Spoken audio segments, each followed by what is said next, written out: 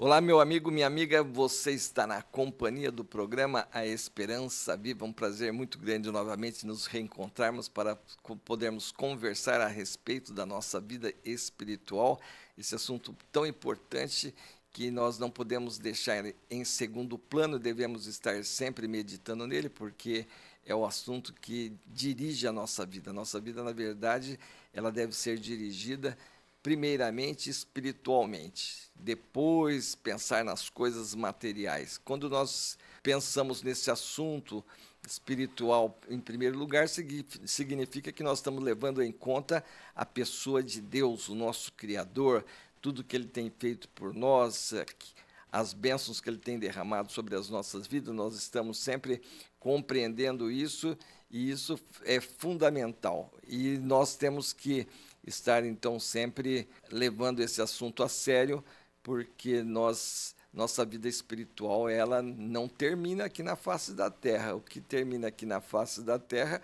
é a nossa vida física. Ela fica por aqui, mas a nossa vida espiritual continua. E isto é fundamental nós compreendermos para nós estarmos sempre amoldando a nossa vida de acordo com a vontade de Deus, de acordo com a vontade do Criador, porque assim fazendo nós agradamos Ele, e agradar a Deus é a maior sabedoria que possa existir na nossa vida. A Bíblia mesmo diz que o temor ao Senhor é o princípio da sabedoria, e é isto que nós temos que levar em conta e estarmos sempre aprendendo com Ele. E o nosso grande mestre para aprendermos de Deus é o Senhor Jesus Cristo, que desceu do céu e veio aqui nos ensinar, nos orientar para que nós possamos ser vencedores. A vontade de Deus, o desejo de Deus, a alegria de Deus é ver cada um dos seus filhos, cada uma das suas criaturas vencendo. Vencendo o quê? Aqui nós temos que vencer o nosso maior de todos os inimigos, é vencer a morte.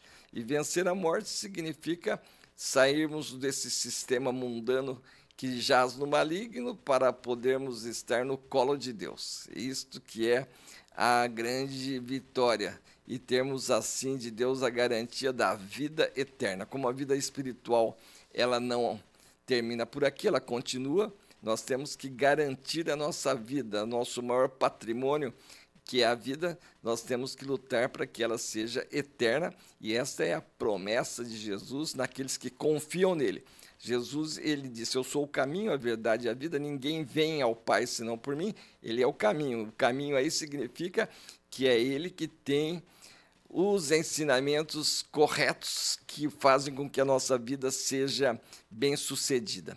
Eu quero dividir com você aqui, compartilhar com você o texto hoje que se encontra ali em João, Evangelho de João, capítulo 14, do versículo 7 até o versículo 11, esse texto da palavra do nosso Deus, onde Jesus está ensinando aqui os seus discípulos e também ensinando a nós. E ele assim diz: respondeu Jesus a Tomé: se vós me tivesseis conhecido, conheceríeis também a meu Pai.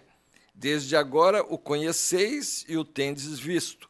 Replicou-lhe Filipe: Senhor, mostra-nos o Pai, e isso nos basta. Disse-lhe Jesus: Filipe, há tanto tempo estou convosco e não me tens conhecido? Quem me vê a mim, vê o Pai. Como dizes tu: mostra-nos o Pai? Não crês que eu estou no Pai e que o Pai está em mim? As palavras que eu vos digo, não as digo por mim mesmo, mas o Pai que permanece em mim faz as suas obras. Crede-me que eu estou no Pai e o Pai em mim.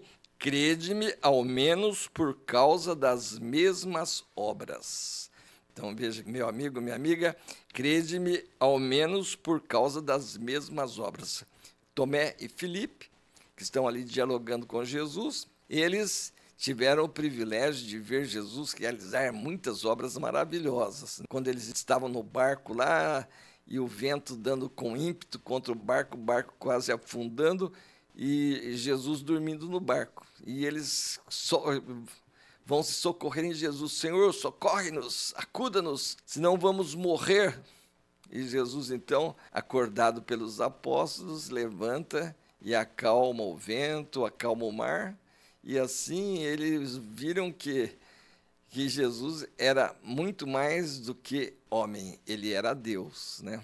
E Jesus é Deus. Jesus, quando nasceu aqui na face da terra, ele nasce 100% homem, 100% Deus. Só que na sua missão, no seu ministério de vencer Satanás, ele nunca pode agir como Deus em benefício próprio. Ele sempre podia agir como Deus em benefício dos outros. É o que ele fazia quando ele abria a vista aos cegos, quando ele curava os leprosos, quando ele expulsava os demônios dos que estavam endemoniados. Quando Jesus ressuscitou algumas pessoas, ele sempre utilizou o seu poder divino em benefício dos outros, mas em benefício próprio mesmo dele, ele nunca utilizou. E então, nós vemos que Filipe e Tomé viram coisas maravilhosas, e assim, mas porque Jesus ele agia 100% como homem, e a sua simplicidade, eles então tinham essa dificuldade de ver Jesus como Deus. Apesar dos seus milagres e apesar das suas maravilhas, e este relacionamento pessoal físico fazia com que eles tivessem dificuldade. Mas, então, Jesus, conversando aqui com eles, então está dizendo que eles deveriam reconhecê-lo, pelo menos pelas obras ali.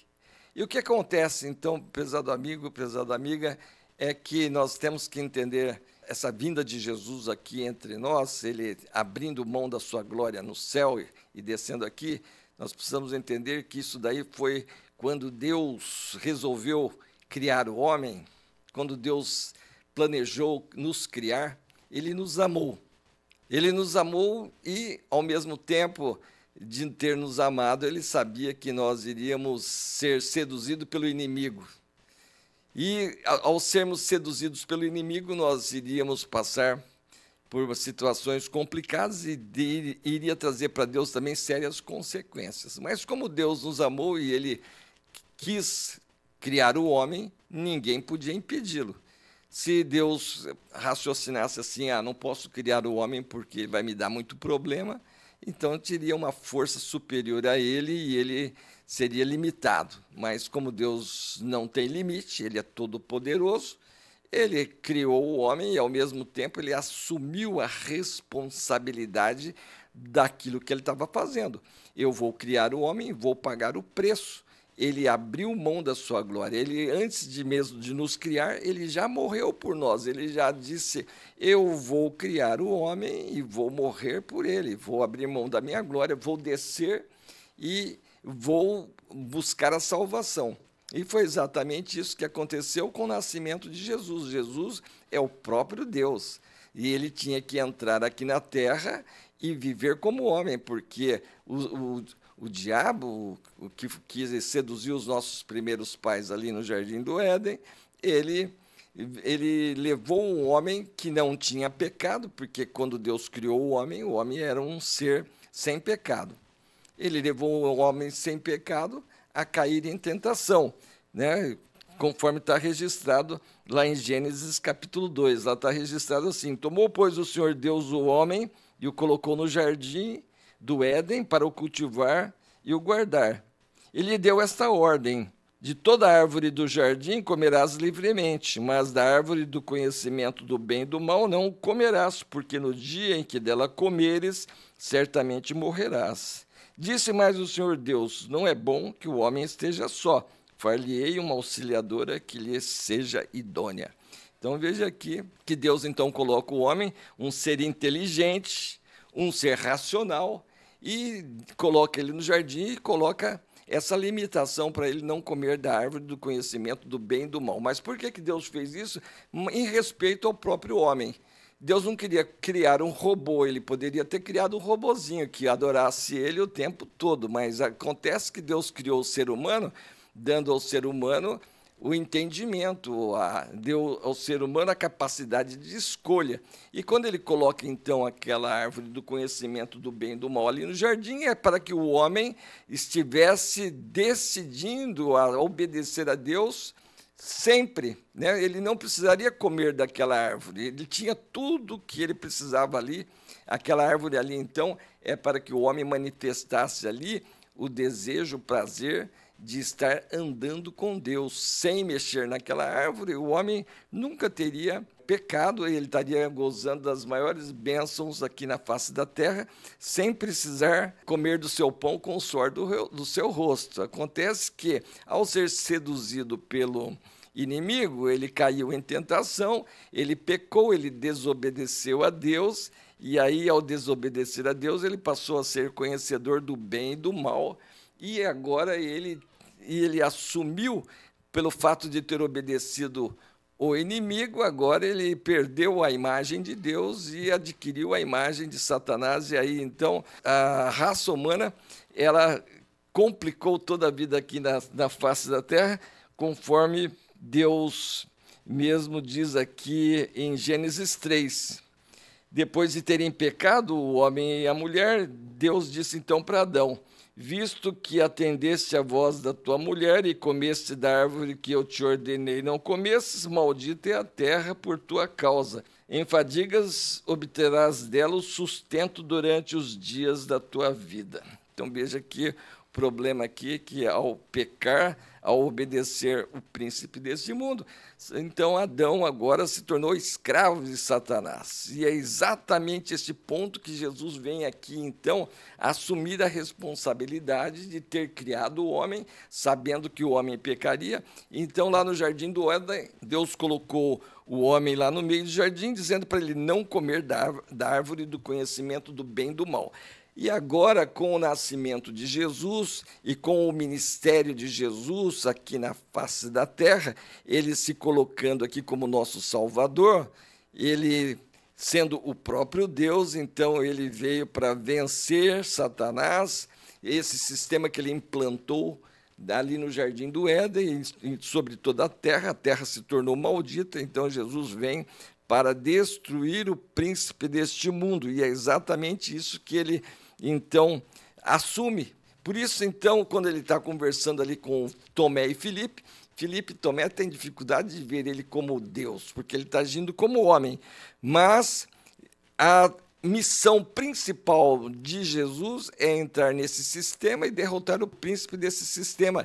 Ele entrar e nunca obedecer esse príncipe. Por isso, então, que Jesus foi morto de uma forma violenta, conforme a morte de cruz, que é o pior tipo de morte que um homem pode sofrer, que o diabo queria que Jesus caísse em tentação e agisse como Deus, mas Jesus, ao estar crucificado ali, sendo zombado, humilhado como ele foi, ele não pecou enquanto os homens estavam ali fazendo dele realmente um trapo de ser humano. Ele dizia: Pai, perdoa-lhes porque não sabem o que fazem. Jesus, mesmo assim, ele nos demonstrou seu amor, mesmo estando naquela situação terrível, e ao morrer, ao dizer está consumado, então ele esmagou a cabeça da serpente, abriu o caminho de volta para nós podermos readquirir a imagem de Deus, e agora então é que nós temos que entender que nós estamos na mesma situação que os nossos pais ali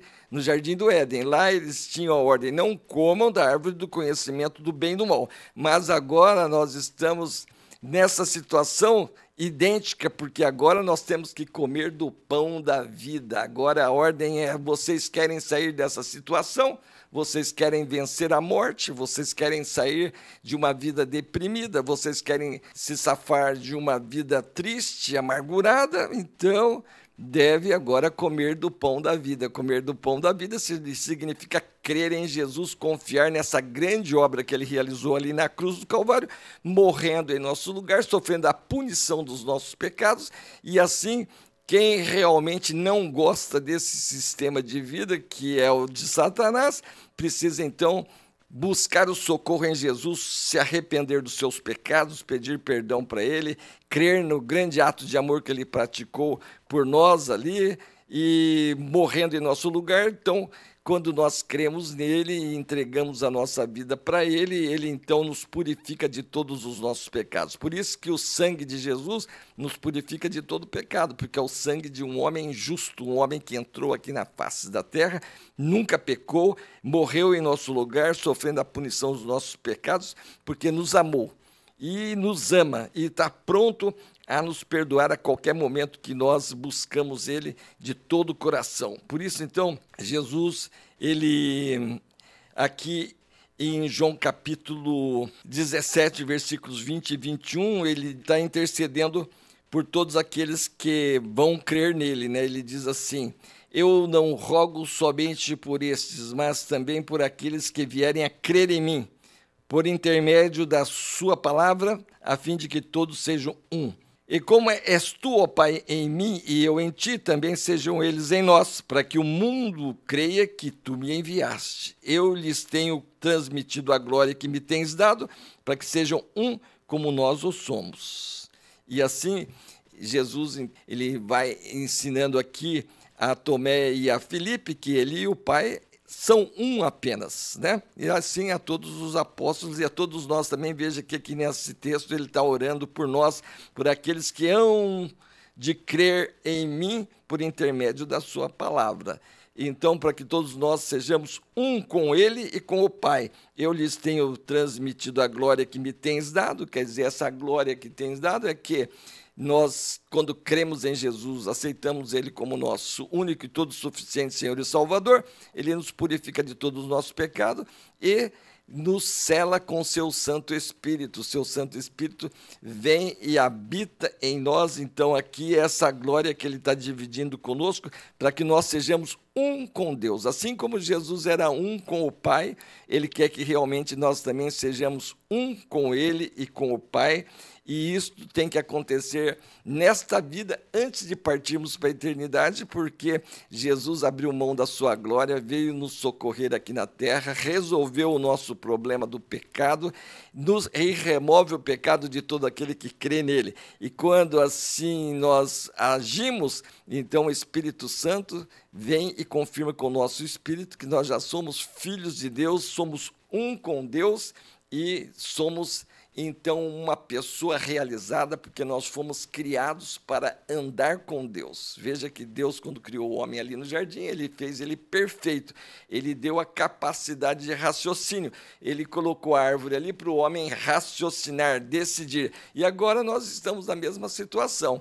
Ou cremos em Jesus ou rejeitamos. Mas a Bíblia já diz claramente lá em João 3,18, quem nele crer não é condenado, mas quem não crê já está condenado, porquanto não crê no nome do unigênito Filho de Deus.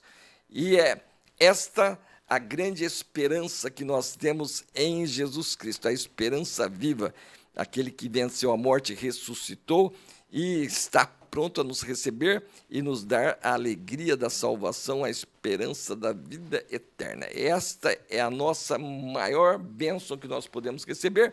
Espero que você tome essa decisão sábia ao lado de Jesus Cristo, recebendo ele como único e todo suficiente Senhor e Salvador. Você vai ter essa experiência maravilhosa de novo nascimento. E aí, então, agora que você vai ter a capacidade de ouvir a palavra de Deus e saber se aquele pregador que está ali pregando é um verdadeiro servo de Deus ou ele é um falso profeta. Jesus disse para nós tomarmos muito cuidado com os falsos profetas, porque nos últimos dias, diz ele, surgirão falsos profetas que, se possível fosse, enganariam até os escolhidos. São pessoas tão hábeis nas palavras que poderiam até enganar os escolhidos, mas os escolhidos são aqueles que já têm o Espírito Santo, aqueles que já encontraram a salvação em Cristo Jesus. Esses jamais serão enganados, porque eles já passaram pela experiência do novo nascimento e agora conhecem a verdade. E a verdade é Jesus. Eu sou o caminho, a verdade e a vida, e ninguém vem ao Pai senão por mim. Que Deus abençoe você, que você realmente tenha a alegria de nascer de novo pela fé na grande obra que Jesus realizou por você. Espero que você se inscreva aqui no nosso programa, esteja sempre conosco aqui dialogando a respeito da vida espiritual, esse assunto tão importante, e deixe aí o seu comentário, do seu gostei, não gostei, muito importante a sua participação aí, deixando o seu gostei e não gostei, porque o algoritmo aí do YouTube, ele vai entendendo que o nosso programa é importante e vai distribuindo cada vez mais também.